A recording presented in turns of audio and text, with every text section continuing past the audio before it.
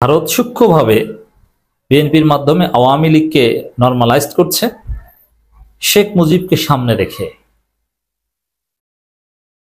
আওয়ামী লীগকে বৈধতা দেওয়ার চেষ্টা করছে এই রুমিন ফারহানা এবং ফজু পাগলাদের মাধ্যমে। এটা পিওর ভারতীয় প্ল্যান।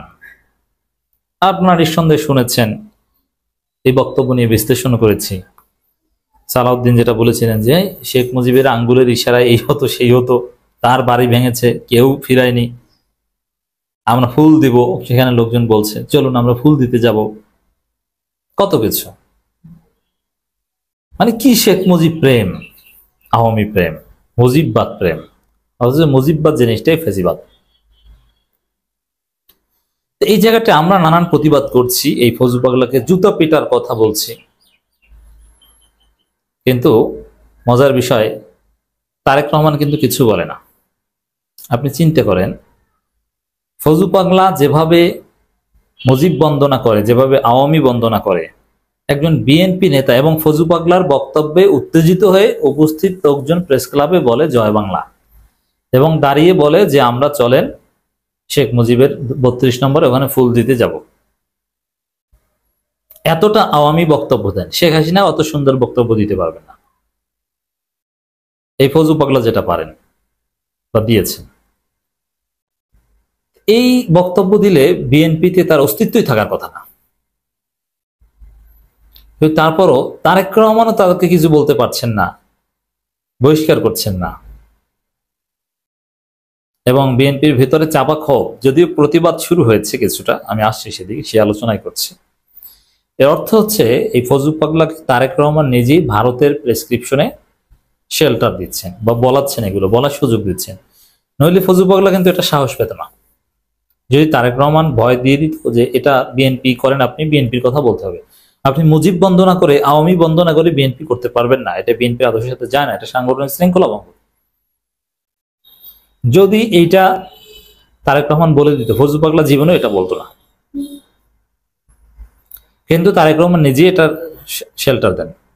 খালেদা জিয়ার উপদেষ্টা, সে মুজিব বন্দনা করে,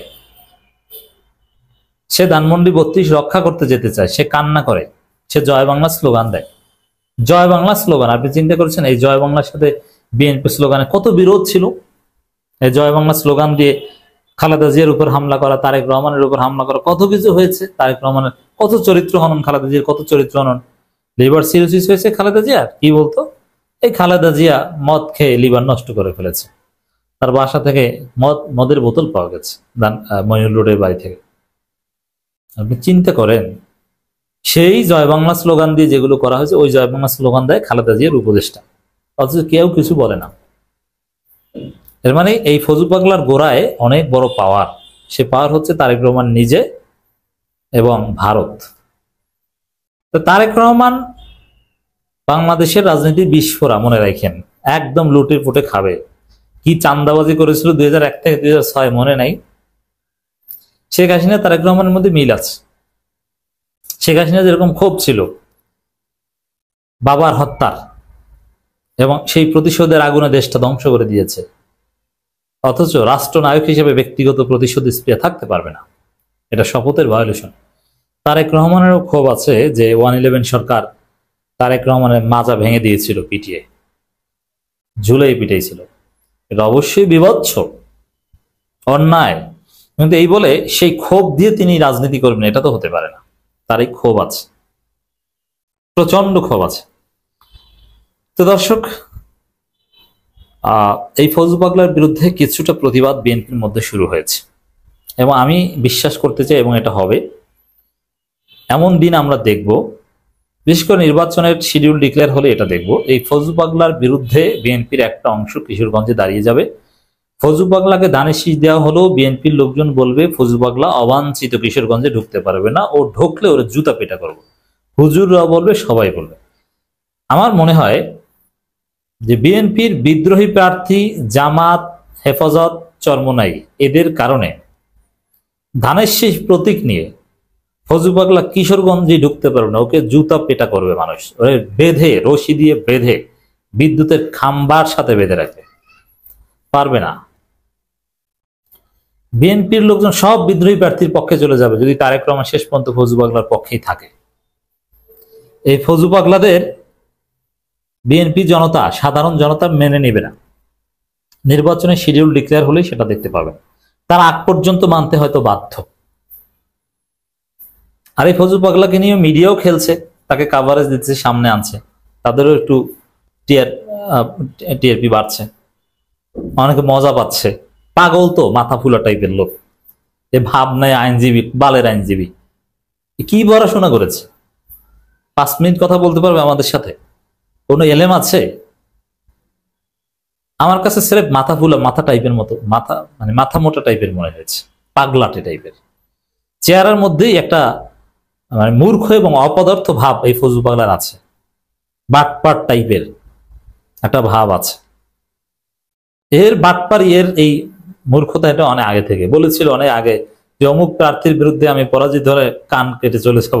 কান আর কাটে নেই, পরাজিত হয়েছিল। হাসিনা খারাপ, আওয়ামী লীগ খারাপ না বক্তব্যে তোপের মুখে বিএনপি নেতা ফজলু। কালবেলা ফজলু লিখেছে, না ফজলু পাগলা লিখলে ভালো হতো। যাই হোক, কালবেলা নিয়ে ট্রল হচ্ছে, বিস্তারিত যা জানা গেল এগুলো নিয়ে সোশ্যাল মিডিয়ায় এখন ট্রেন্ডিং আছে। আওয়ামী লীগ থেকে দল পরিবর্তন করে বিএনপিতে আসা বর্তমান বিএনপি চেয়ারপারসন উপদেষ্টা অ্যাডভোকেট ফজলুর রহমান যার সম্প্রতি বক্তব্য হাসিনা খারাপ, আওয়ামী লীগ খারাপ না, এ নিয়ে সমালোচনা তৈরি হয়েছে। তার বক্তব্যে তোপের মুখে বলেছেন তিনি। এছাড়া তার বক্তব্যে তীব্র প্রতিবাদ জানাই তার নিজ জেলার এক ছাত্রদল নেত্রী। এটা শুরু, ছাত্রদল, তরুণরা, বিএনপির একটা অংশ কিছুতেই কিশোরগঞ্জে এই ফজলু পাগলাকে ঢুকতে দেবে না, লিখে রাখেন। কিভাবে ওকে পিটায় সেটা দেখবেন। কিশোরগঞ্জ সরকারি মহিলা কলেজ ছাত্রদলের সভাপতি নুসরাত জাহান তার ফেসবুক আইডি থেকে এক পোস্টের মাধ্যমে তিনি ফজলুর রহমান বক্তব্যের প্রতিবাদ জানান। আওয়ামী লীগ থেকে দল পরিবর্তন করে বিএনপিতে আসা বর্তমান বিএনপি চেয়ারপারসন উপদেষ্টা অ্যাডভোকেট ফজলুর রহমান দেওয়া সম্প্রতি বক্তব্যে পোস্টে তিনি লেখেন, হাসিনা খারাপ, আওয়ামী লীগ খারাপ না। ফজলুর রহমান এই বক্তব্য আমাদের কাছে বিভ্রান্তিকর, ইতিহাস ও বাস্তবতার পরিপন্থী। তিনি আরো বলেন যে আওয়ামী লীগ 1-11 থেকে শুরু করে বারবার গণতন্ত্র হত্যার পেছনে মূল ভূমিকা রেখেছে। শহীদ প্রেসিডেন্ট জিয়াউর রহমান, দেশনেত্রী বেগম খালেদা জিয়া এবং তারেক রহমানকে রাজনৈতিকভাবে নিশ্চিহ্ন করতে চেয়েছে। তাদের দায়ভার কেবল একজন ব্যক্তির ঘাড়ে চাপিয়ে দেওয়া রাজনৈতিক অপচেষ্টা ছাড়া আর কিছুই নয়। নুসরাত জাহান বলেন, আমি এই বক্তব্যকে গুরুতরভাবে প্রত্যাখ্যান করছি। এটি বিএনপির লক্ষ্য ত্যাগী নেতাকর্মীর অনুভূতির প্রতি চরম অবজ্ঞা। আমরা ব্যক্তি নয়, বক্তব্য, আদর্শ নিয়ে কথা বলি। আদর্শ যদিও অপসংস্কৃতির বিপরীতে আমরা সর্বদা সোচ্চার। তিনি বলেন, আমরা তারেক রহমানের নেতৃত্বে আন্দোলনের ছাত্র শক্তি হিসেবে মাঠে ছিলাম, আছি এবং থাকবো। এমন বক্তব্যের বিরুদ্ধে বিএনপি শীর্ষ পর্যায়ে দৃষ্টিভঙ্গি পরিষ্কার করার দাবি জানান তিনি। এই জাস্ট শুরু হয়েছে, এরকম দেখবেন। আসলে বিএনপি কেউ ফজলু পাগলাকে সহ্য করতে পারে না, কিন্তু কোন অজানা শক্তির বলে ফজলু পাগলাকে জুতা দিয়ে পেটাতে পারছে না। অতএব ফজলু পাগলার খবর আছে, বাংলাদেশে ফজলু পাগলার রাজনীতি চলবে না।